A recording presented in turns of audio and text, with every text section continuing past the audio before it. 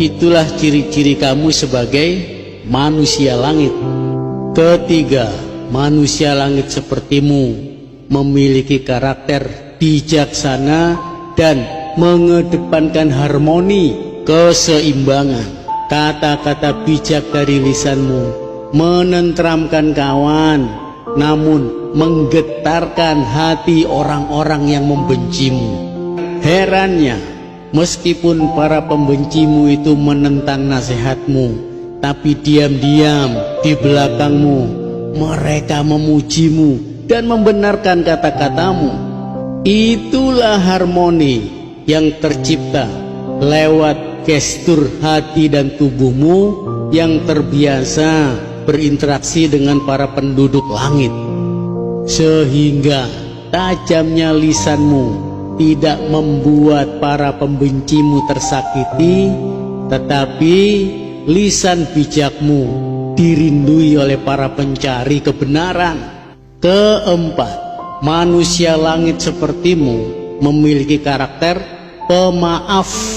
Hatimu laksana samudra yang luas.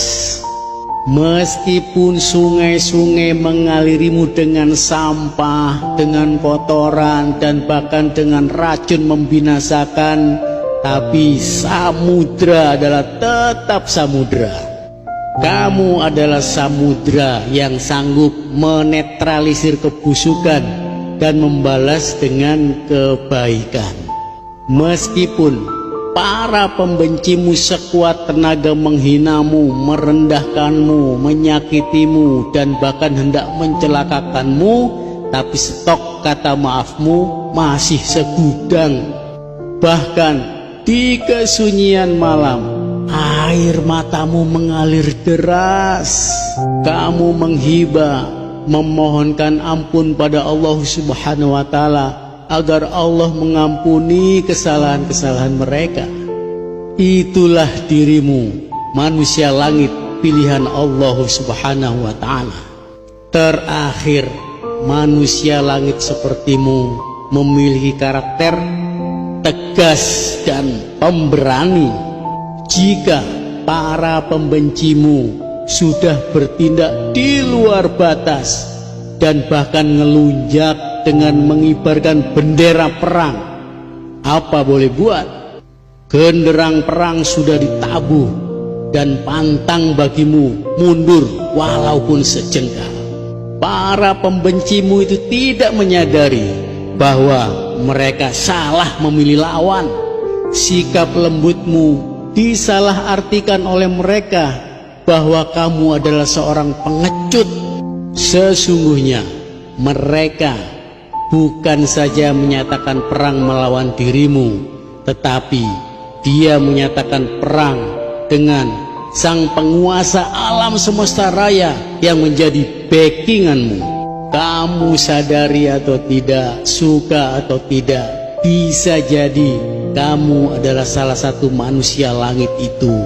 Sebab tidak semua manusia Allah izinkan mendapatkan kemuliaan itu. Hanya orang-orang tertentu saja yang Allah pilih dengan caranya sendiri. Semoga Allah Subhanahu wa Ta'ala melindungi kita semua di kehidupan dunia yang sementara ini dan juga di kehidupan akhirat yang selama-lamanya. Dia melihat bahwa kamu adalah tipe orang yang tidak takut menjadi berbeda. Bahkan dari foto terlihat jelas bahwa kamu memiliki semacam keberanian yang jarang ditemui. Berani menonjol, berani jujur, berani berdiri sendirian jika memang diperlukan. Tapi dukun itu juga mencium aroma ketidaksukaan yang muncul dari sekitarmu. Ada orang-orang yang memperhatikanmu diam-diam bukan karena cinta, tapi karena rasa tak nyaman yang lahir dari ketidaksanggupan mereka untuk menjadi sepertimu. Beberapa dari mereka membicarakanmu bukan karena kamu salah, tapi karena kamu terlalu kuat untuk mereka abaikan, bisik dukun itu. Dan dari tatapan matamu saja, dia tahu bahwa kamu tahu siapa mereka, tapi kamu memilih untuk tidak peduli. Queen of Wands menunjukkan bahwa kamu punya daya tarik alami yang tidak bisa diajarkan atau dilatih. Dukun itu mengatakan bahwa ada kekuatan dalam dirimu yang membuat orang merasa ingin mendekat, tapi juga takut untuk terlalu dekat. Itu adalah anugerah sekaligus cobaan, karena pesonamu bisa mengundang kekaguman, tapi juga kecemburuan. Dia tidak menyadari betapa kuatnya auranya, ucap dukun itu sambil menutup matanya perlahan. Pesannya untukmu sangat jelas dan tulus. Jangan padam hanya karena dunia merasa silau, mengecilkan cahaya yang membuatmu berbeda, hanya agar orang lain merasa nyaman.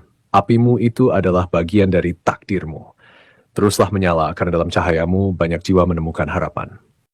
Sesuatu yang tajam dan cepat muncul seperti kilat yang membelah langit tanpa peringatan. Ia datang membawa kejelasan, mungkin menyakitkan tapi tak bisa dihindari. Ini bukan hal yang bisa kamu abaikan. Kartu keempat, Knight of Swords. Energi dari fotomu membuat dukun itu sedikit terkesiap. Dia menangkap arus deras dalam tatapanmu, seolah ada badai yang sedang kamu arahkan dengan penuh kendali. Knight of Swords menunjukkan bahwa kamu bukan tipe yang bisa diam terlalu lama dalam keraguan. Dalam hatimu ada kompas kuat yang selalu menunjuk ke arah tindakan, bukan penundaan. Ketika kamu tahu apa yang kamu inginkan, kamu akan mengejarnya dengan kecepatan dan keberanian yang mengejutkan. Tapi dalam getaran yang dia rasakan, ada pula kegelisahan. Dukun itu bergumam lirih, dia hidup dengan semangat tinggi, tapi kadang lupa bahwa tubuh dan jiwa juga butuh istirahat. Kamu merasa bahwa jika kamu tidak bergerak, segalanya akan runtuh. Ada beban tak terlihat di pundakmu yang kamu pikul tanpa keluhan. Dukun itu bisa merasakan kelelahan yang tidak kamu tunjukkan kepada siapapun, seperti ksatria yang selalu berdiri paling depan, tapi tidak pernah sempat menengok ke belakang untuk melihat siapa yang masih bersamanya. Dia bertarung sendirian, bahkan ketika dia dikelilingi orang-orang, bisiknya dengan nada penuh iba. Knight of Swords adalah simbol ketajaman dan kecepatan, namun juga peringatan akan ketidakseimbangan. Dukun itu mengingatkan bahwa ketegasanmu adalah anugerah, tapi tanpa jeda kamu bisa kehilangan arah. Kamu punya kemampuan untuk membedakan mana yang palsu dan mana yang jujur, dan itu membuatmu selangkah lebih maju dari banyak orang. Tapi hidup bukan hanya tentang mencapai tujuan, melainkan juga tentang merasakan perjalanan.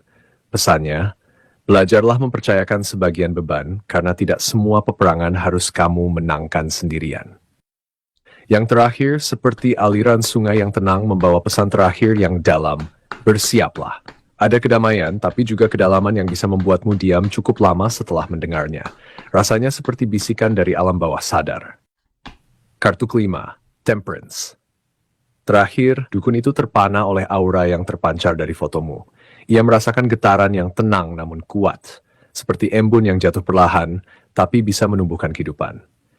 Temperance adalah simbol keseimbangan dan penyatuan, dan dari fotomu, dia melihat seseorang yang telah memahami bagaimana menyelaraskan dunia luar dan dunia dalam.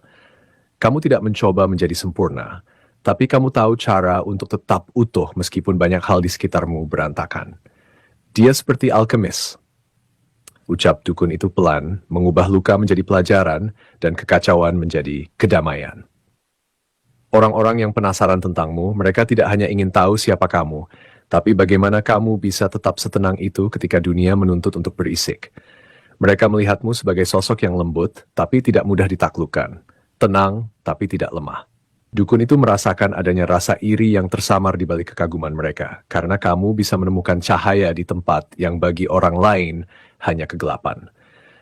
Dalam matamu, ia melihat refleksi seseorang yang tahu kapan harus bertahan, kapan harus melepaskan, dan kapan harus diam agar semesta yang bicara.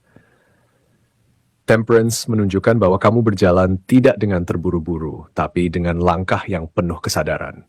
Dukun itu melihat kamu sebagai pribadi yang tahu bahwa semua hal besar membutuhkan waktu, dan kamu tidak keberatan untuk menunggu selama itu berarti semuanya berjalan sesuai dengan irama semesta.